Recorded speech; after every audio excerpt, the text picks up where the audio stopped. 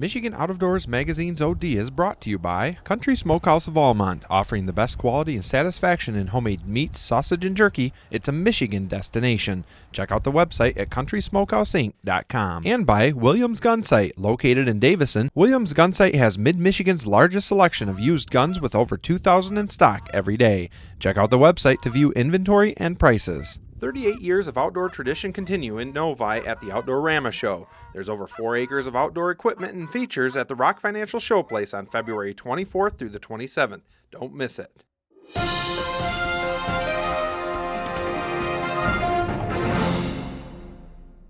So as a result of a lawsuit last September that was decided by a federal court, the Sixth Circuit Court of Appeals, the U.S. Forest Service is, by court order, taking a second look at their 2006 management plan for the Huron-Manistee National Forest.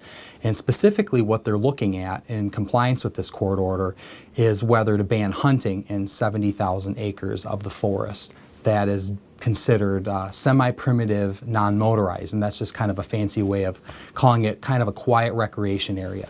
The U.S. Forest Service is taking a second look at their management plan for the Huron-Manistee National Forest. That plan was developed in 2006, and by law, the Forest Service is required to develop one of these things every 15 years. So it was a comprehensive process. There was a lot of public comment given for that, but one of the individuals that participated in that public comment period wanted to take certain quiet areas that are called semi-primitive, non-motorized areas, and essentially it's about 70,000 acres of the forest, and he wanted to ban hunting. So he sued the Forest Service, and he lost at the district court level, but he won at this Sixth Circuit level last September.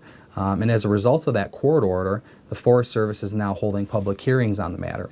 And the major issue here is that, you know, it's kind of a fancy legal way of trying to ban hunting in 70,000 acres of national forest land. And that's what MUCC is particularly troubled with. Well, the issue is whether or not there's a conflict between hikers at Lake Solitude and firearm hunters.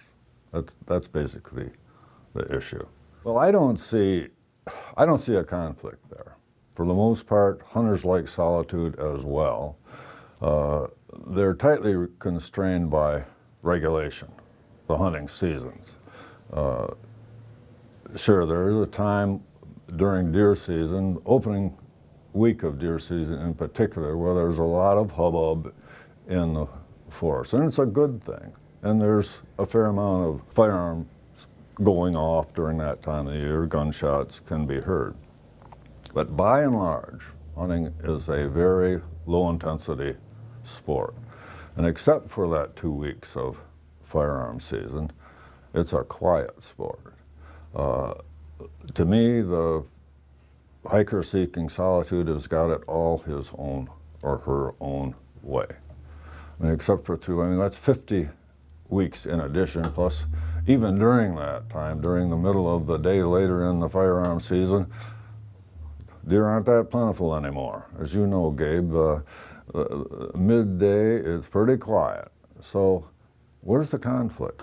Well, the precedent certainly does concern me, and it's not just limited to the sound of firearms. I mean, opening day of steelhead season, there's a lot or during the run now, I guess the season's open all year, but there's a lot of steelhead fishermen around. They're parking, they're driving the 2 tracks, they're walking the creeks. Is this a problem for the Solitude hiker? Well, if it is, now we're talking about phasing out steelhead for their benefit in the forest. No, I just don't think it makes a lot of sense. These uses are compatible uses. That's the fact of the matter, and I think 99% of hikers will tell you the same thing. The important thing to remember is, while there is a court order and you have a federal agency taking a look at the management plan for the forest, people that use this area are encouraged to participate in this public comment period. So there's a variety of ways you can participate. You can attend one of 8 public hearings that are being held throughout the state. There's 8 of them being held from January 31st through February 3rd. All the information on those hearings is up on www.mucc.org. You can submit your public comment there in person. You can submit through email. You can submit it through postal mail. You can send a fax in. But the important thing is that you want to have your voice heard. And particularly to those that actually use these areas, that use areas up in the Huron-Manistee National Forest that would be banned from hunting. Your voice is going to be very important in this matter. And even those people that don't use these areas, your rights as a hunter are being challenged. And this court opinion has the possibility to set a very dangerous precedent for banning hunting on federal public land or state public land for that matter.